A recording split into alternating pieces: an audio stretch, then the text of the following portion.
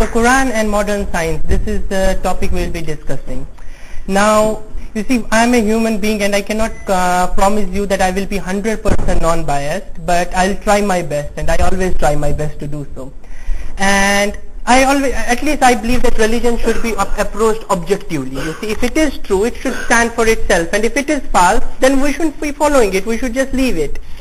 So that is what I will be talking about. I will be talking about Quran and modern science. So before I start the topic, few clarifications.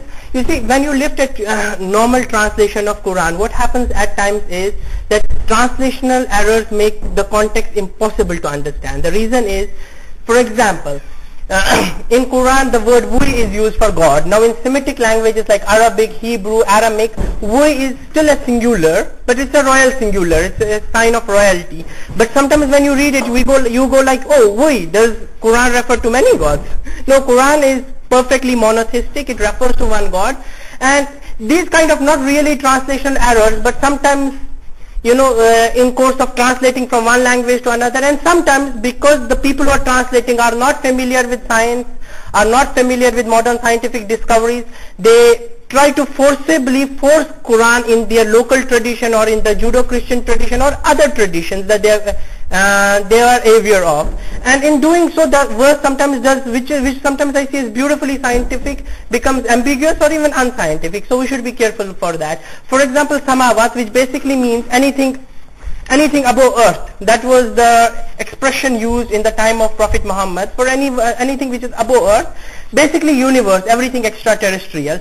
Now they translate as heavens, and first time you go through the word heaven, you go like, "Oh, is this paradise that we are going to after death?" No, this is simply referring to something outside the earth, basically universe. So I would be properly translating it as universe, or the word "we," I would be using "I" instead, so that there is no confusion is left. I mean, I won't be changing the meaning, but just to avoid the confusion. Okay. Before I can come to the basic subject, again few more clarifications. You won't be able to appreciate how nice Quran is, or is it true or not, if you have something in the back of your head from the media and probably from the behavior of some Muslims that Islam is terroristic. It promotes violence against non-Muslims, violence against everyone, and violence against women. Now if you're talking of something so violent, it's really, I mean, if this is in the back of your mind, you cannot appreciate that it is true. I won't really go deep into this. I'll just quote two verses of Quran to make the point clear. Okay, terrorism and intolerance. There's a very clear verse in Quran which says, "Let there be no compulsion in religion. Truth stands clear from error." Don't even compel people for religion. There is no question of even compelling people. How do you force, and then how do you become intolerant, and how do you kill? I mean, if some people do it, that's their headache. I mean, Christianity is such a beautiful message of love, but KKK has used it to promote racism. So people can promote anything in anything. They can fit anything in anything. That's their problem. It's not the problem of Quran or Islam. And then the verse goes on to continue, "Whosoever believes in God has grasped the most trustworthy handhold that will never break, and God hears and knows all things." So this is evident truth, and truth is self-evident. Anyone likes to accept it, fine. Anyone doesn't like to accept it, fine. That's between him and God. Nobody should force anyone. Treatment to women. Always you hear about these things about that Muslims are treating women bad. I would agree with that in many Muslim countries women are really treated badly.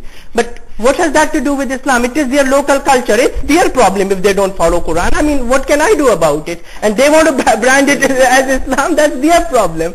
You hear of these all forced marriages. Probably in UK the most 90% of the, I'm not giving you a statistics, but I'm giving you my expression. You feel that all the forced marriages are done by Muslims. Fine, I agree with that. Not all, maybe most. But what does Quran say about it? "Oh, you who believe, you are forbidden to marry women against their will." This is for Arabian desert. Don't marry women if they don't want to marry them. Nor shall you treat them with harshness. Don't treat them with harshness. If Muslims do that, that's not my problem. Again, coming to Islamic creed. Okay, before you come to what I really feel is people have been talking many a times about periphery issues related to Islam. What does Islam say about hijab? Okay, relax. Hijab is only a verse, interpretation of a verse in Quran. What is the central tenet of Islam? Nobody looks at it. I mean, we only look at peripheral issues here and there. For me, these are not really important issues. Let's come to what is the basic creed, what is the basic idea, worldview that Islam actually gives. The worldview that Islam actually gives is very simple. Like Christianity and Judaism, Islam believes in an all-loving or most beneficent God, and He created everyone. That's fine. Okay, the concept of salvation is there in Islam, but it's a little different. You see, the question is, Islam sees one thing, and I think it's a very rational thing. If a concept of salvation depends on Muhammad, Jesus, Buddha, what happens to people who never get to hear about Muhammad, Jesus, Buddha? A person living on a remote island in Africa, is he not deserving of God's grace? Just because he didn't hear about these people, is he going to not attain salvation? So Islam rejects this concept. What Islam says is anyone and everyone, Muslim or non-Muslim, anyone can get salvation, provided he does two things. He believes in God, and he really worships God alone and loves God the most, and he's good to other human beings and good to his fellow creatures. Now, it doesn't mean that if you purposely, out of prejudice, reject something, then of course you will be accountable for God, in front of God for that. But the basic claim is, we don't judge, God judges, and anyone is open to God's grace. Here, Muhammad is not central in Islam the way Jesus is central in Christianity. God is central in Islam. The second thing is, this knowledge was written on our soul. You would say, how would people know it? The thing is that this knowledge has been written deep down in our soul, what we believe. And of course, you can see, there's a God center in our mind. I won't go into those details, but the knowledge of good and knowledge of God has been written down on our souls. It's accessible to everyone. But God, out of His mercies, chose some people among mankind to remind them linguistically of this message also, so as to affirm their subconscious message, and these people are prophets. Now, prophets came to all over world. Now, all the prophets brought the same message.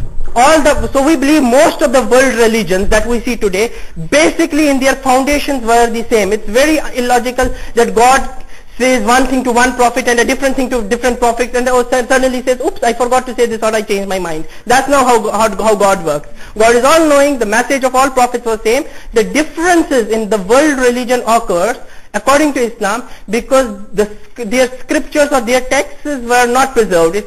Now this might not be intended, people might not intentionally have not preserved or have manipulated the text. You can see that most of the, as I'll show you in the next slide, most of the religious texts before Quran, not the ones after Quran, were transmitted for some time as oral tradition, and therefore there was a chance of error. That's Islamic viewpoint on it. The most important problem of evil. If God is so good, why do we see suffering? Islam has this view. And it's a very serious problem of evil, not in Islam, because Islam has the view life is only a test. What is the best thing that can happen to you? You die. What's the worst thing that can happen to you? You die. You look at evil, oh, tsunami, so many people die. Everyone in this room is going to die one day. Big deal, not really evil, Life is only a test. And and the fruit of this life we bear in hereafter, and that is the basic thing. So there is not really, some people are poor, some people are rich. There is a test for poor, where will they bear patiently? There is a test for rich, will they be grateful and help the poor? So the idea of life is a test, and therefore the real reward and real suffering we will see only in hereafter. The Islamic creed is simple. Whom do we consider a Muslim? Anyone who says, no one is worthy of worship except God is a Muslim. It's very simple, very universal. To avoid the confusion that has always occurred of confusing that, oh, there is only one God, but maybe the Prophet is itself the God, maybe Muhammad is God. To avoid this confusion, second part of the creed is added, Muhammad is only a messenger, only a servant and messenger of God, so don't confuse him up with God. But the simple and clear tenet of Islam is no one is worthy of worship except God. Okay, this is just as I was telling you. You can see that the texts which were written later on, it's not that one text is superior to other. It's just that, for example, Kitab al-Aqdas, the text of Baha'is, or Guru Granth Sahib, the text of Sikhs, or Quran, they were written in a period of history which was already evolved enough, and so they were written at the time of the founder. So 0 years lapsed between the time when they were written and when the founder was there. Then the next authentic is Gospels, because it just precedes the Quran. It was written 50 to 100 years after Jesus. Hadith, which is sayings of Prophet, for some strange reason I do not know, they were written 100 to 250 years after Muhammad. Okay, in Islam we differentiate between Quran, which we believe is a revelation from God, and Hadith, which were sayings of Prophet. Prophet was a human being and his sayings were Quran. And then Buddhist scriptures 100 to 200 years after Buddha. Vedas are special. They were written 900 to 1400